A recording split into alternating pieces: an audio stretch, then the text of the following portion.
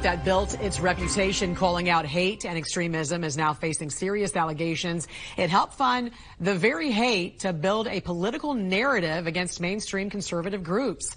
The Southern Poverty Law Center now facing federal fraud and money laundering charges, accused of using donor money to pay informants millions of dollars inside those groups, all while taxpayer dollars help push its materials into public schools across America. Joining us now to discuss is Rachel O'Brien, Deputy Public Policy Editor at OpenTheBooks.com. Good morning to you, Rachel. You know, the SPLC has spent years labeling mainstream conservative groups as extremists, and now they themselves are facing this 11-count indictment. So what are the details of this federal investigation? Yeah, good morning, Jen. So the FBI and the IRS, they investigated the SPLC, and then federal prosecutors in Alabama indicted them where they're headquartered. So the claims are that SPLC paid informants within 8 hate groups, including the KKK and other neo-Nazi groups. They paid them $3 million over 10 years. In order to keep the informant's identities a secret, they set up secret bank accounts to SPLC for fake businesses. They gave them names like Fox Photography and Rare Books Warehouse to hide its true destination. And so they were charged with wire fraud, making false statements, and conspiracy to commit money laundering. Yep. And then there's also a civil investigation by the Alabama Attorney General. His office, he'll determine whether the group used deceptive fundraising practices under state law, and hid where the true donor money was going and lied to their donors. Also, the organization has received millions connected to public education. A lot of folks probably don't know about this. How much taxpayer money are we talking about, and where did it go? It's hard to say completely. What we were able to find is that since 2017, at least $3.9 million has gone to the nonprofit and taxpayer money. At least 1.4 of that was paid directly to the Southern Poverty Law Center from school districts, cities, counties, states, universities.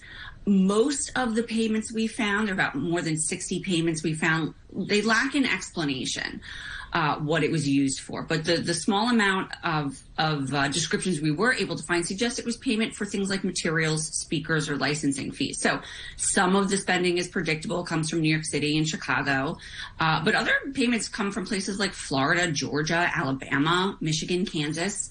And so they were paying for really, classroom materials. Then there's a $2.5 million grant from the NIH that went to programming that was used to create essentially a local middle school program, an after-school program that uses the curriculum from the Southern Poverty Law Center. We think there's a lot more like that. It's just hard to find because they don't always label it properly. But the bottom line in all of this, though, is that these payments went to the Southern Poverty Law Center, indirectly or directly, to help spread their teaching materials, again, in public school classroom settings. So here's an organization targeting mainstream conservative groups, receiving taxpayer dollars for years that now have influence inside American classrooms. What are these kids being taught through some of these programs? Yeah, they're being taught really very not mainstream, certainly not conservative ideas, very destructive ideas, some people would argue. So the after-school curriculum that we looked at, that included lessons on white supremacy, media stereotypes, LGBTQ appreciation and solidarity. And this is a group that puts organizations on their hate list without any check. There's no way to get removed from it. They simply name you a hate group and you're on it. So we saw that at least 2 school districts, Cincinnati and Penfield Central School District in upstate New York, they made payments for this teaching tolerance curriculum. They also have, the Southern Poverty Law Center has on their website, various resources, including something called the Social Justice Standards. And they provide a roadmap to teach on every grade level, focusing on identity, diversity, justice, and action. And the issue here is that this is a radical ideology that's taken hold in schools. And again, it's often hard to find. We don't see a lot of it showing up in spending data because a lot of it is free. Or it's diverted through a different source. And it's all coming from tax. There's likely millions of dollars worth of materials and resources we don't know about, right? And it's coming from this organization that regularly attacks mainstream organizations. They have the American College of Pediatricians on the same list as the KKK.